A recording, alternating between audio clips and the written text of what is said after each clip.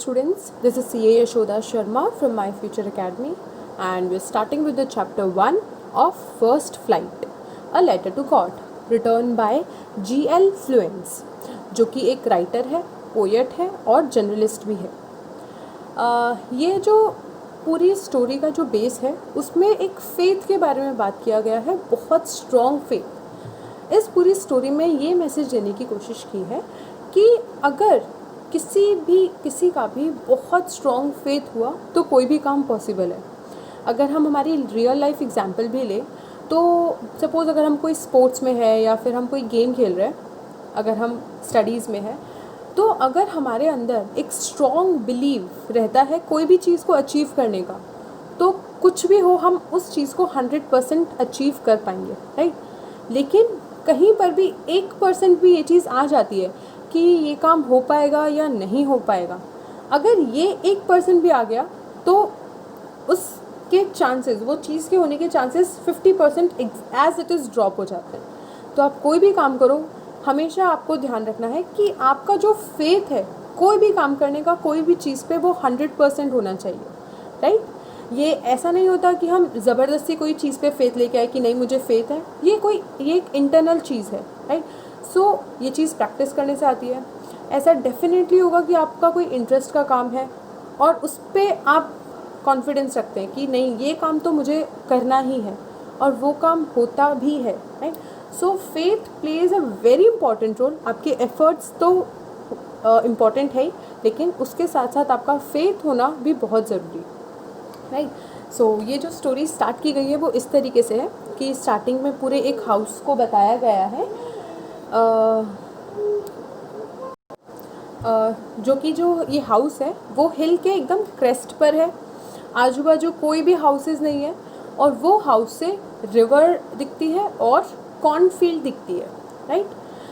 जो ये हाउस का ओनर है वो है लेंचो, और लेंचो की ही वो कॉर्नफील्ड्स है, जो उसके हाउस से एकदम एग्जैक्टली वो कॉर्नफील्ड्स दिखती है, राइट।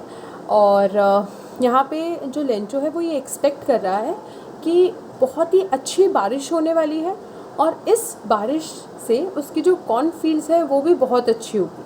ये वो सोच रहा है, एक्सपेक्ट कर रहा है स्काई को देखते हुए, वो पूरी स्काईज़ को देख रहा है, मौसम को देख रहा है, और उसको ऐसा लग रहा है कि जो भी बारिश होने वाली है वो बहुत ही अच्छी बारिश होगी। और वो ये सेम चीज़ अपनी वाइफ के साथ शेयर करता है।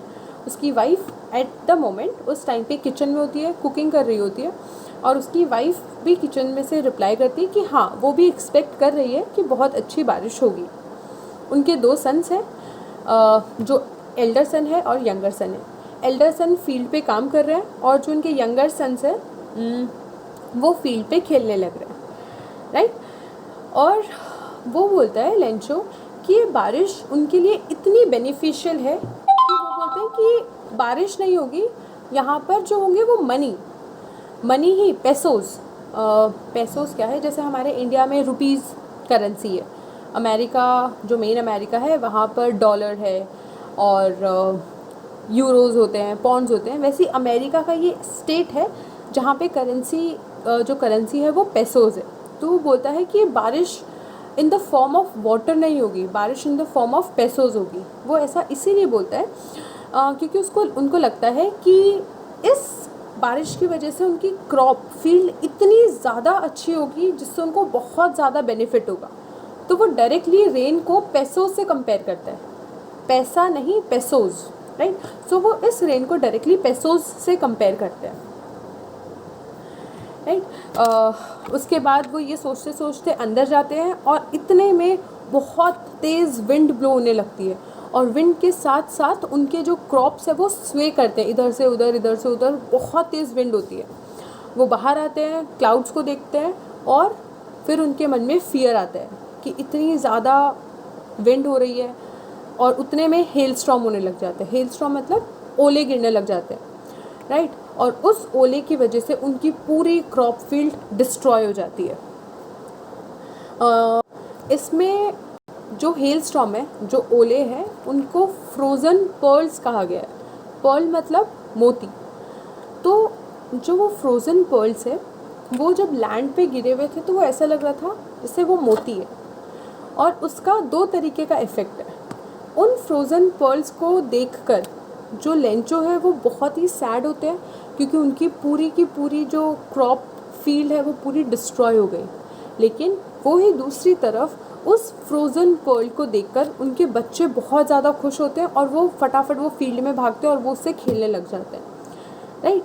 और जैसे ये सारा सब कुछ डिस्ट्रॉय हो जाता है तो लेंचो इस टाइम पे, इस मोमेंट पे लिखता है a letter to the God. और उस लेटर में वो लिखता है, जो लेंचो है वो उस लेटर में लिखता है कि क्योंकि उनकी पूरी फील्ड डिस्ट्रॉय हो गई है तो अब उनके पास कोई भी मनी, कोई भी पैसोस नहीं रहे हैं। तो उसको इतने पैसोस चाहिए कि वो अपनी फैमिली को फीड कर सके और नेक्स्ट सीज़न के लिए वो सीड्स को बो कर सके। और तब तक वो अपनी सीड से पैसे नहीं कमा लेता, उतने ड्यूरेशन के लिए उसको पैसे चाहिए ताकि वो अपनी फैमिली को फीड करे। वो उस लेटर में लिखता है कि उसको 100 पेसोस चाहिए और वो एड्रेस भी लिख देता है। पोस्टमैन आता है, वो लेटर लेता है और वो उस एड्रेस को देखकर हंसने लग जाता है और वो उस लेटर को पोस्ट मास्टर के पास लेके जाता है। पोस्ट मास्टर भी वो लेटर देखता है और वो बहुत हंसता है, लेकिन थोड़े टाइम बाद वो लेटर को देखकर सीरियस हो जाता है। और फिर पोस्ट मास्टर डिसाइड करता है कि इस पर्सन में इतना ज़्यादा फेथ है भगवान के लिए, सो वो चाहता है कि वो इस पर्सन की हेल्प करे। तो वो अपने तरफ से कुछ पैसे कंट्रीब्यूट करता है और जो वहाँ के जो ऑफिसर्स हैं उनसे थोड़ा थोड़ा पैसे कलेक्ट करता है। जो पोस्ट मास्टर में जो एम्प्लॉयज़ है उनसे थोड़े थोड़े पैसे कलेक्ट करता है। तो टोटल वो 100 पेसोस तो कलेक्ट नहीं कर पाता, लेकिन वो इन टोटल 70 पेसोस कलेक्ट करता है और उस एनवेलप में डाल देता है और खाली लिखता है गॉड, राइट। फिर जो लेंचो है वो वहाँ पे पहुँचता है।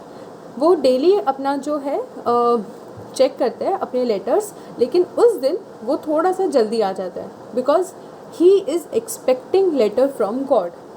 जैसे ही वो वहाँ पर लेटर देखता है गॉड का, वो बिल्कुल भी सरप्राइज्ड नहीं होता, क्योंकि अगर वो गॉड को लेटर लिख रहा है तो वो गॉड से लेटर एक्सपेक्ट भी करता है। तो वो नॉर्मली वो लेटर निकालता है, उसके अंदर देखता है 70 पेसोस एंड उसको थोड़ा सा गुस्सा आता है कि मैंने भगवान से 100 पेसोस मांगे थे लेकिन मेरे पास 70 पेसोस ही है। वो एक और लेटर लिखता है भगवान को, गॉड को, और उसमें लिखता है कि आई वॉन्ट 100 पेसोस, लेकिन आपने 70 पेसो पर मुझे 70 पेसोस ही मिले, मेरा 70 पेसोस में काम नहीं हो पाएगा।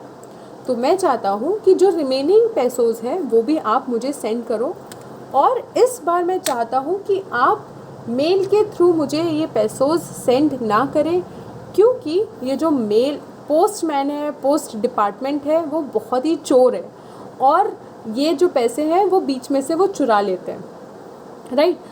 जिन्होंने उस एनवेलप के अंदर वो मनी डाला था उसी को पोस्ट मास्टर क्या बोल रहा है कि आप प्लीज़ मुझे मेल के थ्रू ये मनी मत ट्रांसफ़र करना, बिकॉज़ ये जो पोस्टमैन है, पोस्ट मास्टर है और जो भी पोस्ट डिपार्टमेंट में है वो बीच में पैसे चुरा लेते हैं, इसीलिए ट्राई करना कि आप कोई दूसरी तरीके से मुझे ये मनी भेजो।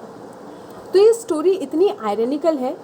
आयरनी का मतलब होता है विडंबना, जहाँ पर हम ह्यूमर भी देखते हैं, साथ में सिचुएशन बहुत ही क्रिटिकल हो जाती है, राइट। एक तरफ से पॉजिटिव भी है और वहीं दूसरी तरफ नेगेटिव भी है। स्टोरी में ये बताया है कि जिन लोगों ने उस लेंचो की हेल्प की उन्हीं लोगों को लेंचो ने थीफ बता दिया, राइट। तो एक तो ये स्टोरी आयरनी है और एक यहाँ पर स्ट्रॉन्ग बिलीव बताया गया है लेंचो का ऑन गॉड, कि वो गॉड पे कितना ज़्यादा बिलीव कर रहा है कि उसने लेटर लिखा तो लिखा, वो गॉड का वापस लेटर देख के बिल्कुल भी शॉक्ड नहीं हुआ कि गॉड कैसे लेटर लिखेंगे। वो एक्सपेक्ट कर रहा था कि गॉड का लेटर आएगा एंड वो उस लेटर को देख के एक दूसरा लेटर भी लिखता है, राइट। सो ये स्टोरी बहुत ही इंटरेस्टिंग है और बहुत ही ह्यूमरस है। चैप्टर को रीड करना, कुछ और अगर तुम्हें और चीज़ें पता चले तो कमेंट करना, कुछ चीज़ समझ में नहीं आए तो पूछना।